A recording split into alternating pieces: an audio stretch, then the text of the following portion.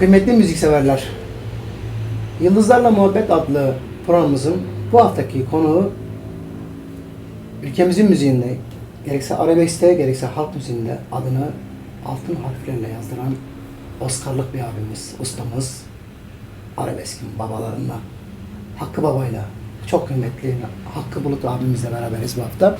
Sağ olsun bizi evinde ağırladı. Hakkı abi, öncelikle teşekkür ederiz bizi ağırladığın için.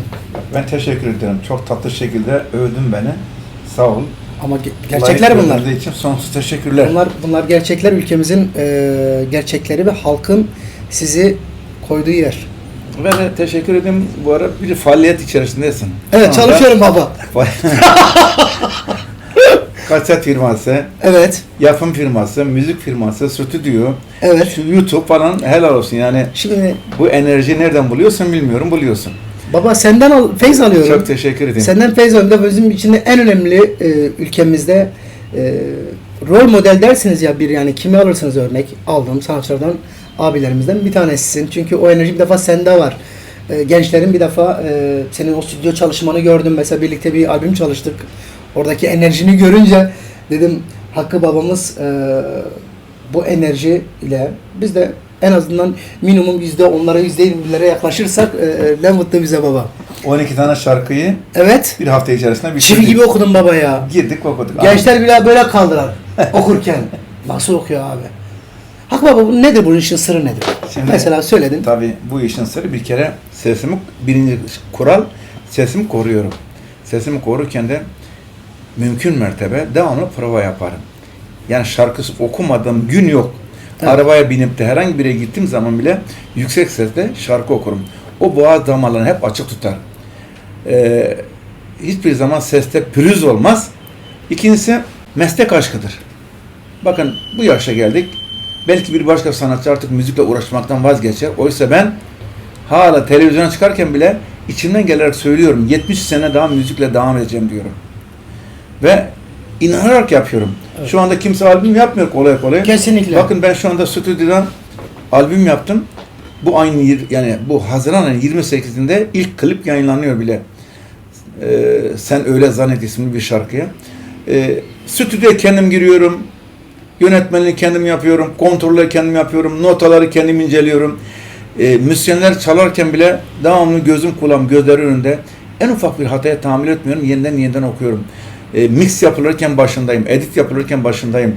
Matbaaya giderken ben kendim özellikle götürüyorum.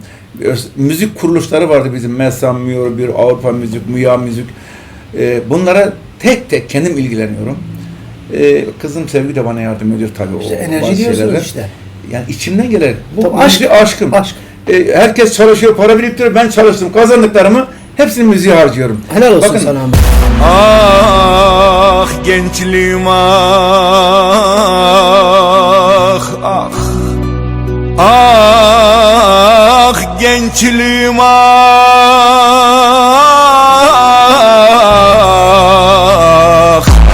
CD'ler mesela bastırıyor. CD'lerden 5 kuruş para dönmediği halde ben o masrafları göze alıyorum. İçimden gelerek sevenlerime, Helal olsun. müziğe gönül verenlere, bugüne kadar takdir edenlere sağ olsun. Herkesin dileklerini boşa çıkartmamak için, vay be Hakkı Bulut da buymuş dedirtmemek için vefa neyse onu gösteriyorum. Vefa da görüyorum. Geçen İzmir'e konsere gittim bir düğüne. Tabii büyük bir kalabalık ama o kalabalığın içerisinde 20-30 kişi gençler her yerden gelmişler. Kimi İsparta'dan gelmiş, kimi Ankara'dan gelmiş, kimi Adana'dan birleşerek sadece konserde beni izlemek, dinlemek için gelmişlerdir. Arabayla o masrafları göze alıyorlar. Şimdi bu büyük sevgiyi gördükten sonra ben müzikten hiç vazgeçer miyim? Bazen bazı insanlar baba ne zaman emekli olacaksın bu müzikten? Dedim ki emekli olacağım oğlum, bir gün dedim ölürsek o zaman emekli oluruz. Ölmedik müddetçe hep müziğe devam. Allah sana sağlıklı bir de hepimize cümle aleme sağlık versin. Sadece bana değil, herkese. Çünkü bizim için çok değerlisin. Hala eserlerin yankılanıyor. Hala her yerde o eserler ve yeni eserlerin de hakeza yine yeni jenerasyon. Kaç jenerasyon büyüttün Hakkı baba? Vallahi şimdi seninle beraber gelen Çorum'da Paşa diye bir arkadaşım var. Evet. Dostumuz var. Hiç Evet. tanımazdım etmezdim önce. Arada baba dedi benim kızımın düğünü var gelir misin? Dedim kardeşim biz herkesin düğününe gidiyoruz. Size de geliriz. Evet. Ondan sonra düğününe gittim. Kızının düğününe gittim. Bir sene sonra oğlu evlendi. Baba oğlumun düğünü var dedi. Ona gittim. Baba gelecek sene torunlarımız sünnet olacak. Ona da gelirim dedim. Dedim ki benim bu hakkı sevgisi nereden geliyor?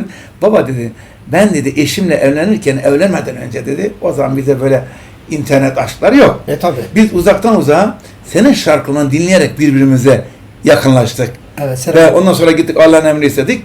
Eşimle evlendik ve mutlu olduk. Ben mutlu oldum, çocuklarım mutlu oldu, torunlar hep mutluyuz. Bizim evimize mutluluğu sen getirdin. Dolayısıyla bu bizim neslimiz kaldı müddetçe sen bütün düğünlerimize, derneklerim, nikahımızda hakkı bulut olacak dedi. Yani kaç nesil oldu? Şimdi torun büyüdü benimle. Evet. O büyüdü benimle. Evet. Kendi büyüdü benimle. Evet, maşallah. 3 nesil. Üç nesil benimle. sonra görünen. Dediğim gibi Görünen tam nesil. 51 sene oldu. Şerif kardeş müzikle uğraşıyorum. Sen biliyorsun belki Ben takip ediyorum. bilmeyenler de bilmiyor Evet. ama bilinmeyenler var için söylüyorum. Mutlaka. Tam 51 senedir 68 yılında başladım. Profesyonel olarak 69 diyorum ben. Çünkü ilk beste Güfte 69 yılında. İkimiz bir fidanın güller açan dalıyız dedim. Kendim çaldım okudum. Albümünde. Tabii albüm yaptılar. Sonra getirdiler bana bir darbuka bir bongo. Onlar bana uyamıyor. Ben onlara uyamıyorum. Ama ben tambur gibi çaldım. Evet. Şarkının ikinci bölümünden sonra onlar adapte oldular. Tam uydular ritimler çaldılar. Evet. O plak çıktı. Çıktığı anda da satılmadı. İlk plak değil mi? İlk plak oydu. İkinci Satılmadı. Niye satılmadı? Çünkü ses farklı. İnişler, kalkışlar, çıkışlar. Apayrı o güne kadar öyle bir müzik yapılmamış. Tabii ki. Ama milletin kulağına girdi. Bir gün Adana'dayım. Kıbrıs İl Radyosu var dinliyorum. Bir de Elazığ İl Radyosu var. Onun yayınları da Adana'da dinleniyorum. Evet. Böyle dinleyici isteklerini saydı. İşte o zamanın ünlü sanatçılar kimse Zeki Müren, Ajda Pekkan, Orhan Gencebay yeni çıkmış. Bunlar tabii Adnan Barberen, Sinan Subaşı, Evet. Suat Sayın. 68 yıllardan bahsediyoruz. Tabii değil mi? o 68'de de bahsediyorum. 1968 arkadaşlar ve yıl 2019. Buyurun. Ondan sonra tabii onların isteklerini çalıyorlar. Kendi kendime ya dedim ne olur dedim bir de beni saysalar ben de mutlu olsam dedim. Bir baktım istek saydı daha bitmeden o kadar çok istek var ki sayamıyoruz. En az şu anda 500 kişi sırada bekliyor. İsteklerini hakkı bulut yerine getiriyor. İkimiz bir fidanın güller çandalı deyince bendeki sevinci hisset. Hemen döndüm eşime. Saadet meşhur oldum. Saadet meşhur oldum. Büyük bir sevinç. Tabii o gece tabii. uyuyamadım. Tabii. Ertesi gün yaz günü ama okullar tatil olmuş. Evet. Elime sazı aldım. Gittim Elazığ'a. Orada Evet. çay bahçesi var. Çay bahçesine uğradım. Orada müdür var. Müdüre dedim ki abi ya elime sazı gördüm. Kardeş kimsin sen dedim. Dedik ben Hakkı Bulut'um. İyi kardeş dedi. Ben de Malatya'lı Farik Kayağan'ım. Rahmetli Malatya'lı Dikkate Farik almadığın Kayağan. nerede aklına gelir ki? Tabii. Tabii O çok ünlüydü. Onun şarkılarını da biliyorum. okurdum ben. Tabii. Ondan sonra aldı. Ya inanmadım kardeş dedim. Vallahi ben yemin etmeye başladım. Hayatımda hiçbir şeye yemin etmeyip de orada yemin ettim. Çünkü dürüst insan yemin etmez. Doğru. Eğer biri yemin ediyorsa bilin ki o işin içinde Bir sahtelik vardır. biri vardır. Mesela Çok önemli bir dipnot bu arada. evet bu Hakkım dipnottur. olan. Evet. Bir gün de İbrahim Tatlıses onunla falan yaparken Evet. bir şey sordu. Evet dedim böyle yapıyorum. İbrahim dedi yemin et. Ne yemin etmiyorum İbrahim dedim. Doğru konuşuyorum ben. Hani Şimdi gerek yok. Bravo. Avrupalılarda Güzel bir mesaj arkadaşlar. Avrupalılarda öğrenmişim. Hiç kimse bir şey satarken alırken yemin ederek alıp satmaz. Tabii. Çünkü inanmışlardır ki onun fiyatı neyse o. Onun söylediği neyse doğrudur. Kesinlikle öyle Onun için olmaz. ben de öyle böyle bir yemin ilk defa orada yemin ettim. Yemin edince alıp beni şeye götürdü patrona. Evet. Patron böyle oturmuş koltukta dik baktı. Kardeş hayır dedi ya dedim. Dedim abi ben Hakkı Bulut'um buraya program yapmaya geldim. Ha niye dedim güveniyorum. Çünkü Elazığ'a gittim. O tablolar vardı. Bici satan bilmem dondurma satan. Her tarafta Hakkı Bulut'un plakları çalıyor. Evet. Her yerde ama nereye? Lokantaya giriyorsun. Evet. Hakkı Bulut ikimiz bir tanıdık. Nereye gidiyorsun Hakkı Bulut? Ses Elazığ. samimi geldi, eser samimi geldi Tabii. insanlara. Millet böyle ne biçim yani. Ondan sonra iyi kardeş dedi. Oku bakalım. Bana Hakkı oku bakalım Hakkı diyen adam. Şimdi başladım. Aldım bağlamayı, afişleri açtım. Baktı afişlere. Hakkı Bulut yazıyor. Evet. Bana baktı, afişe baktı. Oku bakalım niye geldin dedi lan. Ben başladım. İkimiz bir fidanın güller açan dalıyız. İkimiz bir fidanın güller açan dalıyız. Sen benimle, ben seninle İkimiz bir fidanın. Bu gerçek hak bu. Hakkı abi tamam dedi. Merak etme de sen dedi. Hemen dedi reklam yapılan oğlum dedi. Saat yaklaşık 12 idi. Reklam yaptılar. Saat 4'te Elazığ doldu bahçe. Helal. Çıkıyorum ama ne okuyacağım, ikimiz bir fidanımız var. Bir de gerçek sevgi falan diye şarkılar yapmışım 2-3 tane. Ben buyum yapmışım ama plak yapmamışım. Ondan sonra 6 kere ikimiz bir fidanımızı okuttular bana. Bir başka şarkıya giriyorum. Yani piyasadaki şarkılardan. Mesela köye bir gelin gelmiş. Balateli Farik Kayan Allah rahmet eylesin. Yok baba ikimiz bir fidanız diyorlar. Başlayalım onu okuyorum. Dönüyorum. Mektebin bacaları. Yok baba onu bırak. İkimiz bir fidanız. Bir de okuyorum böyle. Tam 6 kere mi 7 kere onu okuttular. Dedim ki sayın konuklar dedim benim bir şarkım daha var. Yeni yaptım. Onu gelecek sene plak olarak okuyacağım. İlk defa size dinleteyim. Böyle ses kesildi abi. Bekliyorlar yani uyduruk bir şarkı falan olabilir diye düşündüler. Başladım. Ben buyum, ben buyum, ben buyum sevgilim. Ne köşküm sarayım ne servetim var. Ne malım ne mülküm ne şöhretim var. Bütün millet ayağa fırladı abi. Alkıştan. 7 kere de onu çaldım. Eyvah. Orada patladı parça zaten. Tabii patladı. Sanattan gezince bir masada beni çağırdı bir adam. Gel dedi. Oturdum masaya. Ne yersin ne içersin? Vallahi dedim o kadar çok şey yedirmiştim ki sağlığı yer kalmadı. Oğlum dedi sen dedi ileride çok büyük bir sanatçı olacaksın. İsmini de söyleyeyim. Hıdır Şenol. İsminde bir mühendis. Maşallah. Fakat dedi sen dedi eğer gelir böyle kendini harcarsan sazsız, sözsüz, tesisatssız bilmem Güzel kaliteli mikrofonlar yok. Böyle harcarsan kendini harcarsın sen dedi. Onun için sen şimdi çek git evinde işinle uğraş, sanatını ilerletmek için ne gerekiyorsa onu yapsın abi. Ben ertesi gün gittim, sazı aldım elime. Gittim patronun karşısına, abi dedim ben gidiyorum. 50 kuruş, 50 kuruş mu ne diyorum, 50 kuruş mu 50 lira mı ya? Evet. 1968'de o para. Dedi ki yeğenim dedi, her taraf doluyor, nereye gideceksin dedi. Biz reklam yaptık. Yok dedim ben gideceğim. 75 kuruş versen de gideceğim. Tamam yeğenim 75 olsun. Yok abi dedim ya 1 lira versen de ben durmayacağım dedi. Evet. 1 lira vereyim sana dedi. Yok abi ya ben ille gideceğim. Kafama komuşum. Şöhret olacağım. Tabii. Ondan sonra büyük. Hafiften bir el salladılar. Sazım da düştü. Sazım kırıldı. Hafiften de yavaş bir tokat da yedim. Ondan sonra da gözyaşı dökerek illa hırs olacak ya bindim arabaya. Otobüse bilet aldım. Geldim Ceyhan'a. Hanım sordu. Niye geldin? Ben şöhret olacağım hanım dedim. Zaten şöhret oldun. Baksana radyoda devamlı senin için ikimiz fidanız. Ama dedim Türkiye dinlemiyor. Ondan sonra o 6 ay kadar okullar da açıldı. Öğretmenliğe devam ettim. Sonra Adana'da çömelek plak vardı. Çömelek plak deposu. Onlara gidiyorum. Gidiyorum. Hakkı abi ya diyorlar. Senin ikimiz bir fidanınızı biz un kapanında alamıyoruz Doğu Beyazıt'ta. Aydınsaray'da. Alamıyoruz. Sen dedi firmayı biz arayacağız. Sen konuş. Bize 1000 tane Hakkı Bulut göndersinler. Ben hevesliyim ya. Arayın dedim. Telefonu aradılar Selahattin Sarıkaya rahmetli. Allah rahmet eylesin. Selahattin Bey dediler. Hakkı abi şu anda yanımızda. Ben telefonu ona veriyorum. Verdiler. Selahattin abi dedim burada plak yokmuş. Buraya 1500 tane plak gönder. O da aynen Adana olsun. Lan oğlum dedi sen istiyorsan 10.000 tane göndereyim dedi. Söyle ne kadar istiyorlar? Başladı. 5.000 tane gönderin dediler. 5.000 tane geldi. Oho anında satıldı Adana'da. En çok o plan tutuldu yer önce Elazığ sonra Konya Ereğli. Ondan sonra tutmaya başladılar. Tabii, her tarafta Türkiye'nin her tarafına yayılınca geldi bir sanatçı kent plan firması Ümit Bey. Evet. Sen tanırsın değil mi? Evet. Geldi Hakkı abicim ya dedi. Biz seninle ikimiz bir fidanızı bir sanatçımız var yine onu okutalım. Borcunu neyse veririz dedi. Canı sorsun be abi dedim. Aldılar Tülay'a okuttular. Yani öyle oldu. Ondan sonra da bir müddet 1-2 sene geçtikten sonra bana 100 lira para da verdiler ona. O zamanın parası. 100 lira iyi para ha. Tabii baba. Yani teşekkür ettim abi ben. Evet. Ama ondan sonra benim gerçek dostlarım oldular. Çünkü benim kişiliğimi öğrendiler ne olduğumu. O günden bugüne kadar işte şimdi 64. albüm çıkıyor.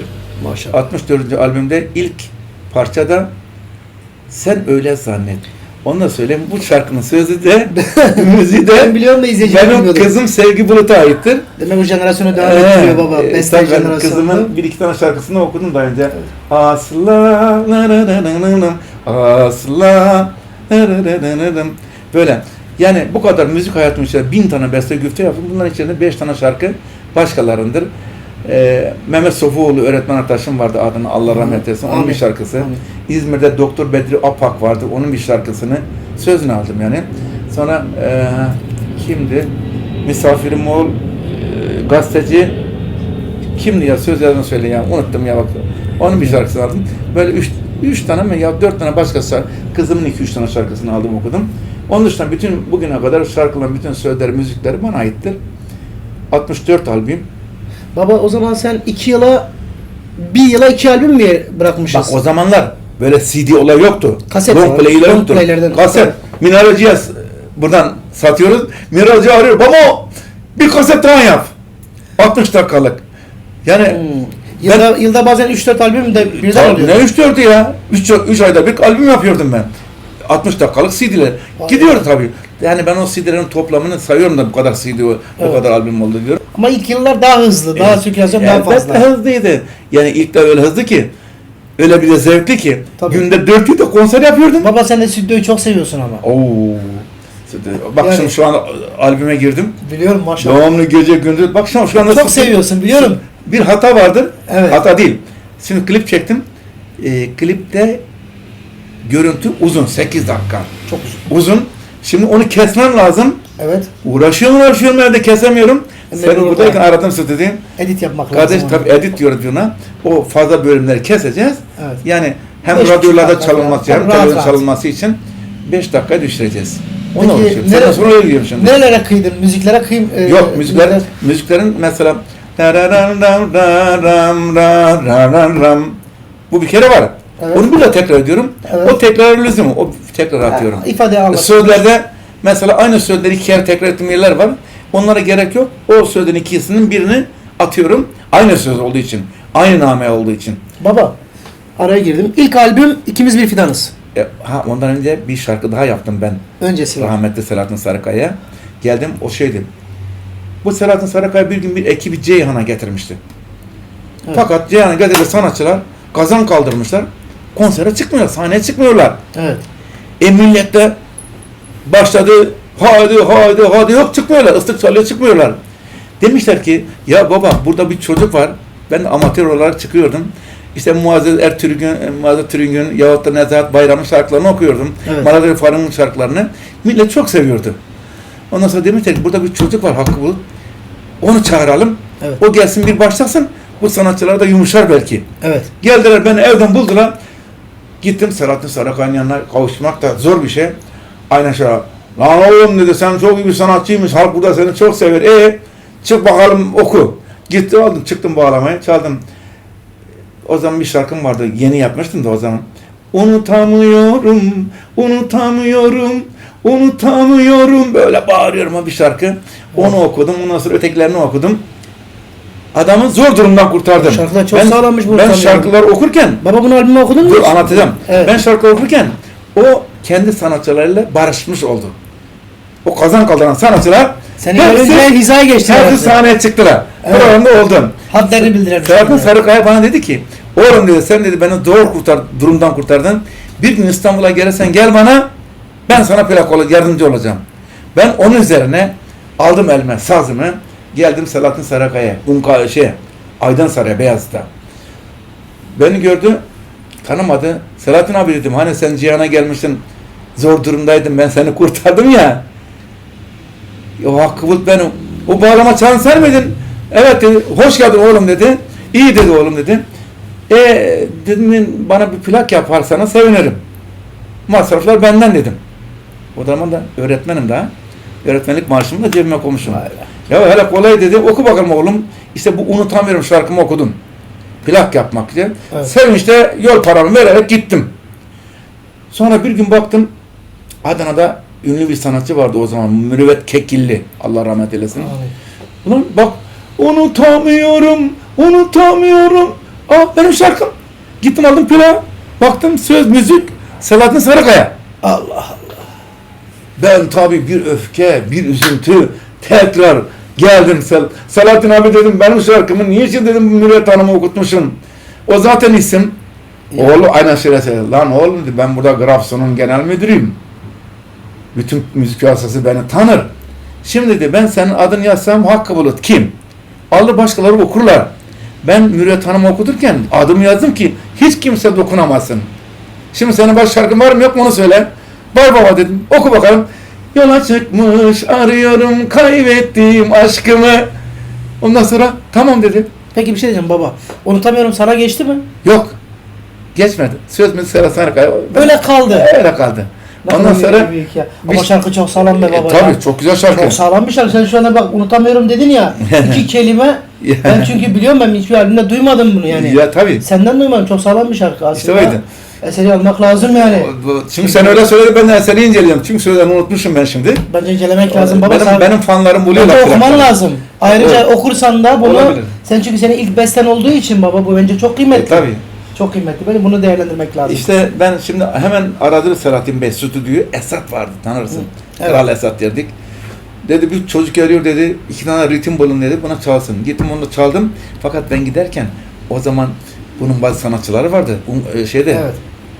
Aydın Saray'da kahkaha atmışlar. Ha ha ha ikimiz bir fidanız. Evet. Öteki dalga geçmiş. Evet yani. Selahattin Bey gelmiş duvara. Lan oğlum bak yazıyorum buraya.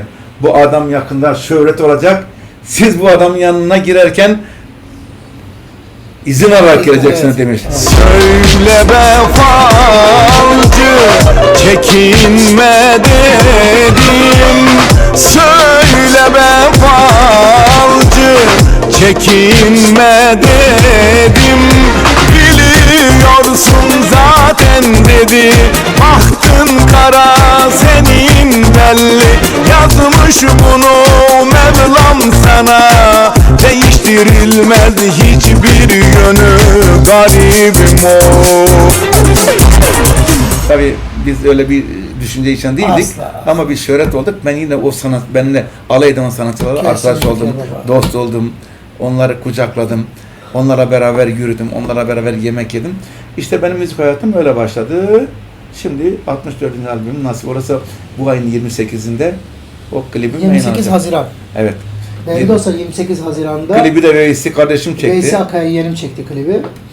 28 Haziran'da Hakkı Baba'nın 64. albümünü mutlaka dinlemenizi Avrupa tavsiye ederim. Müzik'le o Avrupa da Müzik etiketiyle yayınlanıyor. çıkıyor ama tabii Mesama, Müyor 1'e, Müya 1'e Müya 1'e, hepsine bildirilecek yani şu anda hazırlıyoruz sözler gönderiyoruz. Hayırlı olsun. Hayırlı Sağ ol, olsun teşekkür baba. ederim. Bu arada senin işin senden bahset. Şimdi Ne baba yapıyorsun? ben ne yapmaya karar verdim? Yani şimdi sen gelmeden ben sevgili kardeşimle biraz paylaştım yapmak istediklerimi. Geçenlerde hatta sosyal medya üzerinden de bunları biraz dinlendirdim. Şöyle ki şimdi müzik sektörü ciddi anlamda hepimiz biliyoruz ki çok zor da. Bitmiş aslında, bitmiş. Aslında bitmiş. Çok arkadaşımız aslında mesleği bile bırakmış. Hakkı Bırakmak Baba. zorundalar. Evet, çünkü neden? Bir defa geriye dönüş yok. Çok emek var, çok zaman var, maddi manevi ciddi anlamda çok emek veriyorsun ama karşılığını maalesef alamıyorsun. Bizde 5 yıldır da sen de takdir edersin. Önce sana da çok teşekkür ediyorum. Beraber de bir proje çalıştık. Şükür olsun o alnımızın akıyla çıktı ve çok da İlgi görüyor, çok da ilgi görüyor. çok da ilgi görüyor. Hala Şarkının biri 5 milyon tıklarla almış. hala ilgi görüyor ve Ebediyen İnşallah. gidecek. Ebediyen, Kesinlikle. ebediyen. Ölümsüz bir albüm o. Bir defa senin gibi bir devle çalışmak bizim için en önemlisi. Bize yüreğini açman, bizi misafir etmen, o projenin içinde bize de yer vermen bizim için büyük bir onur. Şimdi yeni bir sanatçıyı oluşturup stüdyoda hazırlayıp ortaya çıkarmak artık çok zorlaştı. Çok Hakkı Baba. tabii. Çünkü reklam yapacağın sosyal medya dışında hiçbir mecra yok. YouTube, Facebook ve Instagram. Üç ana mecra var şu anda. Televizyon tamamıyla tarihe karışmış durumda. Şimdi yeni bir sanatçıyı X bir kanala gönderebiliyorduk daha önce. Şimdi o televizyonlar da artık Televizyon da maalesef kalmadı. yok. Bildiğimiz üzere televizyon kanallarda müzik eğlence programı yok. Öteler. Magazinlere de baktığın zaman belli insanlar var, belli bir insanlar yok. Herkesin bir şekilde belli adamlar belli bir yerleri kapatmışlar. Yeni gençlere yollar kolay kolay açılmıyor. Özellikle halk müziği ve arabeske gönül vermiş, Hakkı Bulut misyonunu devam ettirmeye çalışan, o misyondan, o jenerasyondan, yani gençlerin devam ettirebileceği bir mecra, yeni bir Müslüm Gürses'in gelmesi, yeni bir rahmetli, işte Allah rahmet etsin bunların, yeni bir Azer Bülbül'ün gelmesi, bunlar ciddi anlamda zorlaştı. Yeni bir İbrahim Tatlıses abimiz gibi o jenerasyondan gelecek olan, o yolla, o akımı devam ettirebilen gençlerin bir şekilde şartlar iyice ağırlaştı. Varsa yoksa ülkemizde acıdır ki popüler müziğin dışında diğer müzik tarzları sanki üvey evlat, sanki bunlar bu ülkenin has müziği değil. Oysa ki Hakkı Bulut abilerimizin yaptığı müzik, işte örnek olarak, model olarak aldığımız müzikler Anadolu topraklarına ait müzikler ve onlar sürekli kalacaklar. Bize dedi ki, madem böyle bir mecrada televizyonlar yok, sanatçılarımızı sunacağımız bir mecra yok, o zaman biz dedik ki kendi kanalımızı o zaman küçük de olsa bir altyapısını oluşturup küçük programlarla başlayıp bu işin alt zemin kısmı, zemin kısmında da çok güçlü bir insanla başlıyoruz. Bir defa hani bir binanın kurarken temel sağlam olması lazım. En sağlam bir ustamızla, abimizle bir binayı oluştururken öyle bir abimize de dedik ki en azından ilk sohbet içerikli bir programla başlayalım. Bir 3 ay biz bir ekelim. Hani attım 20 program, 30 program çekip bir görelim. Görürsem de baba ne yapacağım? Yapacağım. Küçük de olsa bir stüdyo, televizyon stüdyosu kurup işte program yapmak isteyen gençler için, işte kendini tanıtacak arkadaşlarımız için orada kendi kendilerini tanıtacakları yeni bir mecra olsun dedim. Bu da bir destek amaçlı. Hem bize de faydası olsun. Çünkü yapıtlar yapıyoruz. Elimizi sonuna kadar bu işin elimizi taşın altına koymuşuz Hakkı Baba. Bu işten bir şekilde alnımızın hakkıyla çıkmak durumunda. Baba. Bir faaliyettir her yani ben. Senin gibi biz de sevmeye çalışıyoruz. Bir Seviyoruz bu işi. çaba sarf eden her insana saygı duyarım. Evet. Şimdi bir gerçek vardır. Evet baba. Bizim anlattığımız zamanda şarkılarımız da şu anda yapılanlar arasında Uçurum var. Uçurumlar var. Kesinlikle. Bizim Sizin sözler samimiydi. bizim aşklarımız Gerçekti baba. gerçek aşklardı. İnternet, Facebook, Instagram Sanal aşkları değildi. Dolayısıyla Arkadaşlar, sanal aşk. Bir de gerçek aşk. şimdi sanal aşk olduğu zaman duygular da yok olur. Günlük. Dijital. Günlüktür. Dolayısıyla kalkıp da şu anda popüler müzik diyorlar falan. Evet, O evet müziklerin bir parçanın hepsini toplayınız. Ama Evet. hepsini toplayınız. Yazdığım son mektup şu an elimde. Evet. Şarkının ş'si yapmaz. Doğru. Bazen insanlar değişiyor. Tabii insanlar değiştiği zaman bu şarkıların anlamını bilmiyorlar. Ben şarkılarımda bu ülkenin töresini, örf adetlerini, Kesinlikle, insan kesinlikle. toplumunun üzerindeki etkilerini Kesinlikle, anlattım. kesinlikle. Ben şarkılarımda gerçek aşkın, gerçek sevginin ve gerçek beraberliğin değerlerini anlattım. Ben şarkımda hayatını kaybeden insanların uğradıkları haksızlıkları, anasının, babasının, akrabalarının duyduğu acıları anlattım. Helal olsun. Gerçek hayatı anlattım. Ama şimdiki şarkılar hiç ilgisi olmayan bir ritim tutturmuşlar.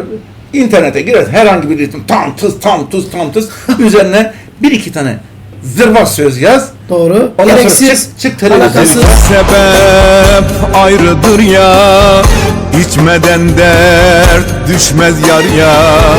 Belki sebep ayrıdır ya, içmeden dert düşmez yar ya.